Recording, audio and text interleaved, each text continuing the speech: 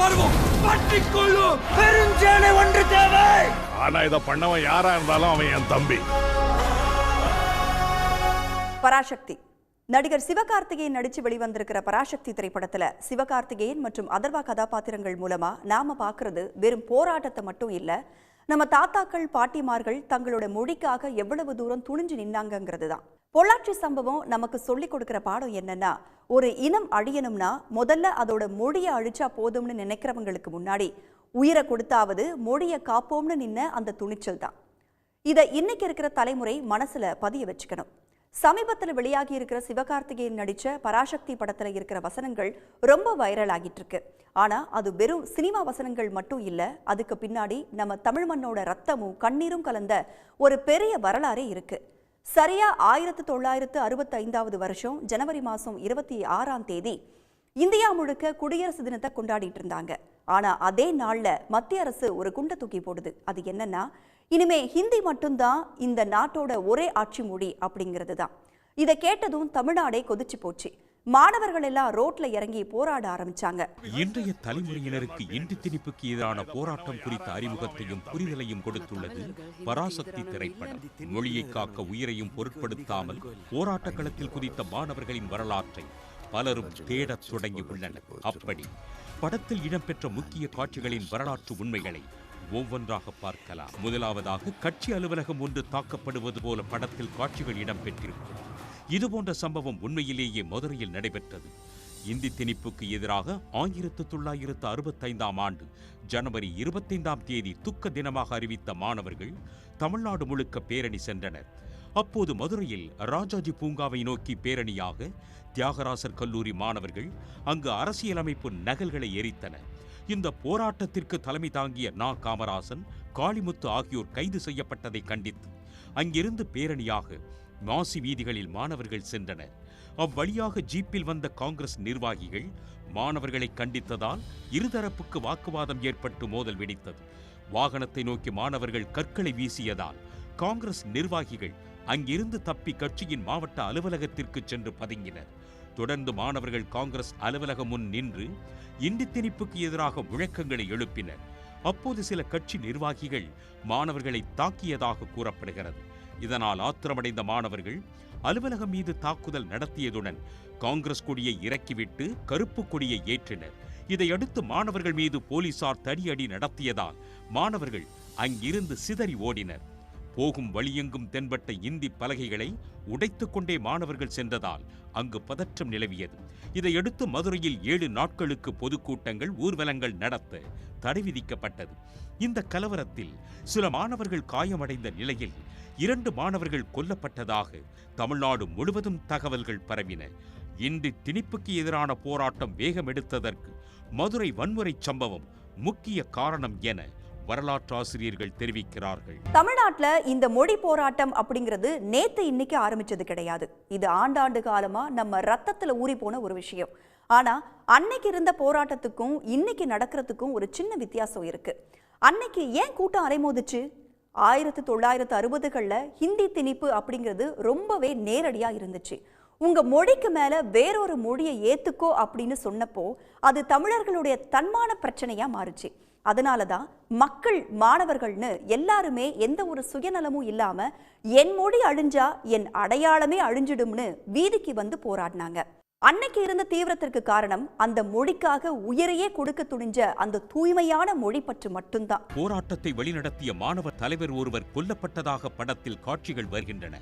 உண்மையில் அன்றைய போலீசாரால் அண்ணாமலை பல்கலைக்கழக மாணவர் ராசேந்திரன் சுட்டுக் கொல்லப்பட்ட சம்பவமே சற்று மாற்றப்பட்டு படத்தில் இடம்பெற்றுள்ளது. மதுரை கலவரத்தில் 2 மாணவர்கள் கொல்லப்பட்டதாக பரவிய தகவலை அடுத்து 1965ஆம் ஆண்டு குடியரசு தின விழாவை புறக்கணிக்க சிதம்பரம் அண்ணாமலை பல்கலைக்கழக மாணவர்கள் முடிவு செய்து அன்றைய தினம் கல்லூரி வளாகத்தில் கருப்பு கொடிகளை ஏற்றியுள்ளனர்.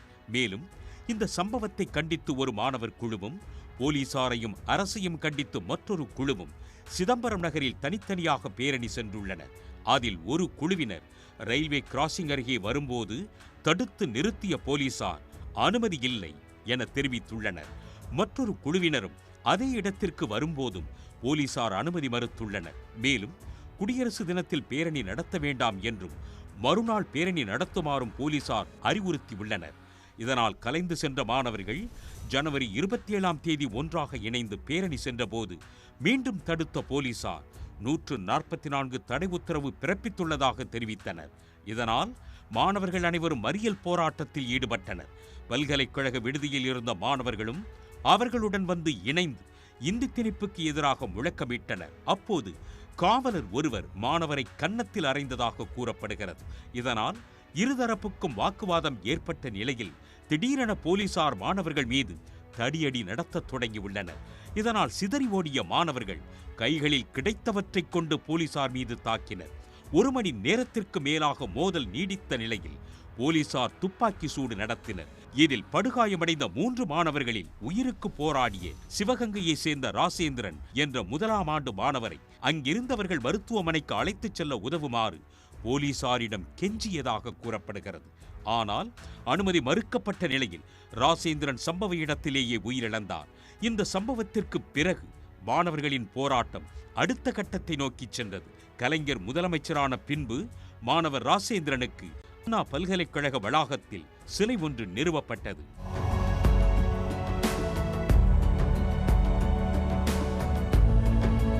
தமிழகத்தின் இந்திய எதிர்ப்பு போராட்ட வரலாற்றிலேயே காவல்துறையால படுகொலை செய்யப்பட்ட முதல் மாணவனுடைய சிலை இன்றைக்கு சிதம்பரத்திலே அவர் குண்டடிப்பட்டு இறந்த இடத்திற்கு பக்கத்திலே வைக்கப்பட்டது. இன்னொரு 1000 ஆண்டுகள் ஆனாலும் கூட தமிழ் சமூகத்தால மறக்க முடியாத ஒரு மகத்தான மாணவன் சிவகங்கை ராஜேந்திரன். அந்த ராஜேந்திரனுடைய தொடர்ச்சியாகத்தான் எங்களை போன்றவர்கள் இந்திய எதிர்ப்பு போராட்டத்தை முன்னெடுத்தோம். அன்னைக்கு அறிஞர் அண்ணா சொன்ன அந்த ஒரு விஷயம்தான் இன்னைக்கு வரைக்கும் நம்மளை காப்பாத்திட்டு இருக்கு. ஆங்கிலம் ஒரு உலகளாவிய கதவுன்னு அவர் சொன்னது எவ்வளவு பெரிய உண்மை. ஆங்கிலம் படிச்சா உலகத்துல எந்த மூலையிலையும் போய் பொழைச்சிக்கலாம். இந்திங்கிறது ஒரு குறிப்பிட்ட இடத்துக்குள்ளேயே நம்மளை முடக்கிடும்னு அவர் அன்னைக்கே யோசிச்சிருக்காரு. அது மட்டும் இல்ல, அண்ணா இன்னொரு விஷயத்தையும் சொல்லியிருக்காரு. நீங்களா விருப்பப்பட்டு ஹிந்தியை கத்துக்கணும்னா கத்துக்கலாம், அதுக்கு நாங்க எந்த ஒரு எதிர்ப்பும் தெரிவிக்க மாட்டோம். ஆனா அதை கட்டாயப்படுத்தி கத்துக்க வைக்கிறதுங்கிறது தேவையில்லை அப்படின்னு தெளிவா சொல்லியிருக்கிறாரு. அவர் அன்னைக்கு விதைச்ச அந்த இருமொழி கொள்கை காரணமாதான் இன்னைக்கு நாம நவீன உலகத்தோடையும் போட்டி போடுறோம். அதே சமயம் நம்ம செம்மொழியான தமிழையும் சரளமா பேசவும் எழுதவும் முடியுது. ஒருவேளை மும்மொழி கொள்கை அன்னைக்கே வந்திருந்தா ஹிந்திக்கு கொடுக்கப்படுற முக்கியத்துவத்துல தமிழ் வெறும் பேச்சு மொழியா மட்டும் சுருங்கி போயிருக்க வாய்ப்பு இருக்கு. அடுத்ததாக இந்தி திணிப்புக்கு எதிரான போராட்ட குழுவினர் இந்திரா காந்தியை சந்தித்ததாகவும் படத்தில் காட்சிகள் உள்ளன. ஆனால் உண்மையில் மாணவர் குழுவினர் இந்திரா காந்தியை சந்தித்தார்களா என்றால் இல்லை. போராட்டத்தின் தீவிரத்தை தொடர்ந்து தமிழ்நாட்டில் இருந்து அப்போது ஒன்றிய அமைச்சர்களாக இருந்த ஓவி அழகேசன், சி சுப்பிரமணியம் ராஜினாமா செய்தனர். இதையடுத்து அமைச்சரவை கூட்டத்தை அவசரமாக கூட்டிய பிரதமர் லால் பகதூர் சாஸ்திரி முக்கிய அமைச்சர்களை தென் மாநிலங்களுக்கு அனுப்பினார். அப்படி தமிழ்நாட்டிற்கு வந்த அப்போதைய தகவல் ஒலிபரப்புத்துறை அமைச்சராக இருந்த இந்திரா காந்தி காங்கிரஸ் அலுவலகத்தில் காமராஜர், முதலமைச்சர் பக்தவத்சலம், எம்பிக்கள், எம்எல்ஏக்களுடன் ஆலோசனை நடத்தினார்.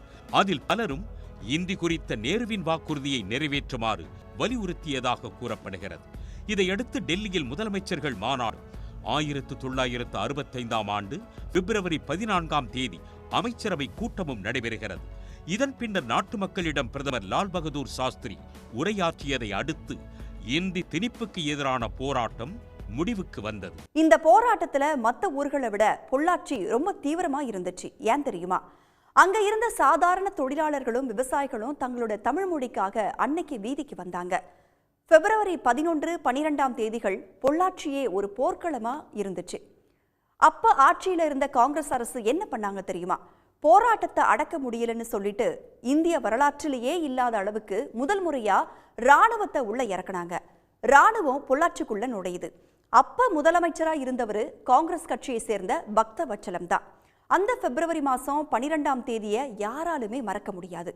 பொள்ளாச்சி போஸ்ட் ஆபீஸ் பக்கத்திலையும் தாலுகா ஆபீஸ் பக்கத்திலையும் ஆயிரக்கணக்கான மக்கள் தமிழ் வாழ்க்கன்னு கோஷம் போட்டுட்டு இருக்காங்க. இவங்க கிட்ட எந்த ஆயுதமும் கிடையாது. ஆனா அங்க வந்த ராணுவம் எந்த விதமான முன்னெச்சரிக்கையும் கொடுக்காம எடுத்த உடனே மிஷின் கன் மூலமா மக்கள் மேல சரமாரியா சுட ஆரம்பிச்சிட்டாங்க. குண்டல இருந்து தப்பிக்கிறதுக்காக மக்கள் அங்கேயும் இங்கேயும் அலறாங்க, ஓடுறாங்க. ஆனா ராணுவம் விடல. ஓடி போய் ஒளிஞ்சவங்களை கூட விடாம துரத்தி துரத்தி சுட்டாங்க. அதுல ஒரு 4 வயசு குழந்தை கூட பலியாச்சுன்னு கேட்கும் போதே இன்னைக்கும் நெஞ்சமெல்லாம் பதறுது. அதுல கொடுமை என்னன்னா, சுடப்பட்டவங்களோட உடல்களை அவங்க உறவினர்கள் கிட்ட கூட ஒப்படைக்கல. ராணுவமே எல்லா உடல்களையும் அள்ளிட்டு போய் பொள்ளாச்சி பழனி ரோட்ல இருக்கிற ஒரு சுடுகாட்டுல மொத்தமா போட்டு எரிச்சிட்டாங்க. பெத்த புள்ள செத்தாரா இல்லையான்னு கூட தெரியாம எத்தனையோ அம்மாக்கள் அன்னைக்கு கதறி அழுதாங்க. இந்த சம்பவம் தான் தமிழக அரசியலையே புரட்டி போட்டுச்சு. இந்த சம்பவத்துக்கு அப்புறம் நடந்த சட்டசபையில அப்ப இருந்த முதலமைச்சர் பக்தவச்சலத்துக்கிட்ட இந்த சம்பவத்தை பத்தி கேள்வி கேட்கப்பட்டுச்சு. அவரு தனக்கு எதுவுமே தெரியாதுன்னு சொன்னதுதான் எல்லாருக்குமே இன்னொரு அதிர்ச்சியா இருந்துச்சு. இதுக்கப்புறம் தான் நம்ம மொழிக்காக போராடின நம்ம மக்களையே ராணுவத்தை வச்சு சுட்டு கொண்ட இந்த ஆட்சி நமக்கு வேணுமா அப்படின்னு மக்கள் முடிவு பண்றாங்க.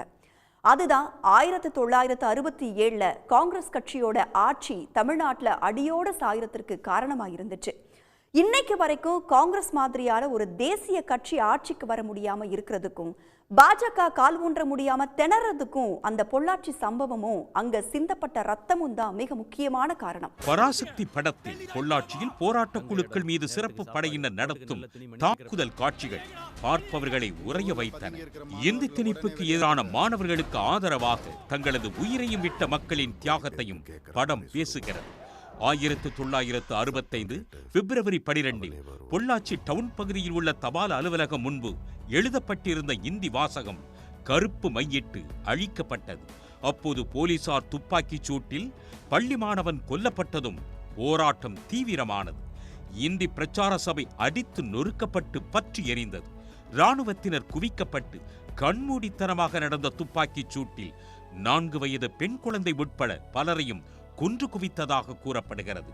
கொல்லப்பட்டவர்களின் உடல்கள் இராணுவத்தினர் கட்டுப்பாட்டில் பொள்ளாச்சி, அம்பராம்பாளையம், வால்பாறை உள்ளிட்ட பகுதிகளில் குவியலாக எரியூட்டப்பட்டதாக கூறப்படுகிறது.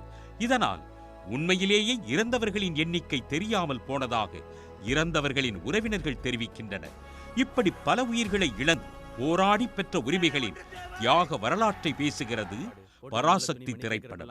குறிப்பாக வரலாற்றில் பெரிதாக பேசப்படாத சம்பவங்களை அடிப்படையாக வைத்து உருவாக்கப்பட்ட பராசக்தி காட்சிகள் இளம் தலைமுறையினரின் மத்தியில் மொழிப்பற்றை தூண்டிவிட்டுள்ளது என்றே சொல்லலாம். கண் முன்னால் அத்தனை மக்கள் குமுக்க எரிச்சிருக்காங்க. ஒரு 4 பக்கம் பொள்ளாச்சி சுற்றி வால்பாறை, உடமலைப்பேட்டை, பொள்ளாச்சி, மதுக்கரை, அம்பராம்பாளையம் எல்லா பக்கம் எரிச்சு தான் போட்டிருக்காங்க. குமுக்க போட்டு தான் எரிச்சிருக்காங்க, மழை போல குமிச்சு. ஆனால் அதை பார்த்ததாக நிறைய சொல்கிறாங்க. அவ்வளோதான் குமுக்க எரிஞ்சுது, ரொம்ப நாள் எரிஞ்சுது, 3 நாள் எரிஞ்சுதுன்னு இப்படின்னெல்லாம் சொல்கிறாங்க. அதை அந்த சுடுகாட்டில் இருந்தவங்க அந்த மாதிரியெல்லாம் சொல்கிறாங்க. அந்த பதிவு தான் நம்மக்கிட்ட இருக்குது. நேரடி பதிவுகளும் நம்மக்கிட்ட எதுவுமே இல்லை. நம்ம மொழியை நாம விட்டு கொடுக்காம இருக்கிறதுல தான் நம்ம எதிர்காலமே இருக்கு. மொத்தத்துல இன்னைக்கு இருக்கிற இளைஞர்களுக்கு பராசக்தி படம் சொல்ல வர்றது என்னன்னா, நாம இவ்வளவு கம்பீரமா இன்னைக்கு தமிழ் பேசுறதுக்கு பின்னாடி எத்தனையோ பேரோட உயிரும் ரத்தமும் இருக்கு. அந்த வரலாறை மறக்காம நம்ம மொழியை தலைநிமிர்ந்து வச்சுக்கிறது தான் இனி நம்ம வேலை. இன்னைக்கு இருக்கிற இளைஞர்களும் இளைய தலைமுறையினர்களும் இதை படிக்கும்போது முக்கியமா ஒன்று புரிஞ்சுக்கணும். நாம இன்னைக்கு ரொம்ப கெத்தா சுதந்திரமா தமிழ் பேசுறோம்னா அதுக்கு பின்னாடி ஒரு பெரிய ரத்த சரித்திரமே இருக்கு. பராசக்தி படத்துல வர்றது வெறும் சினிமா டயலாக் மட்டும் இல்ல, நம்ம முன்னோர்கள் நிஜமாவே துப்பாக்கி குண்டுகளுக்கு முன்னாடி நின்று செஞ்ச தியாகம். உலகத்தோட போட்டி போட ஆங்கிலம் கண்டிப்பா வேணும், அதுல மாற்று கருத்தே இல்லை. ஆனா ஹிந்தி படிச்சாதான் நீ இந்தியன்னு யாராவது திணிச்சா அதை எதிர்த்து நிக்கணும்னு அன்னைக்கு பொள்ளாச்சியில போராடினவங்க நமக்கு சொல்லி கொடுத்துருக்காங்க. நமக்கு தேவை நம்ம வேறான தமிழ், அப்புறம் உலகத்தை இணைக்கிற ஆங்கிலம். இந்த ரெண்டுமே போதும், நாம எங்க வேணா போய் சாதிக்கலாம்னு அண்ணா அன்னைக்கே பாதை போட்டு கொடுத்துருக்காரு.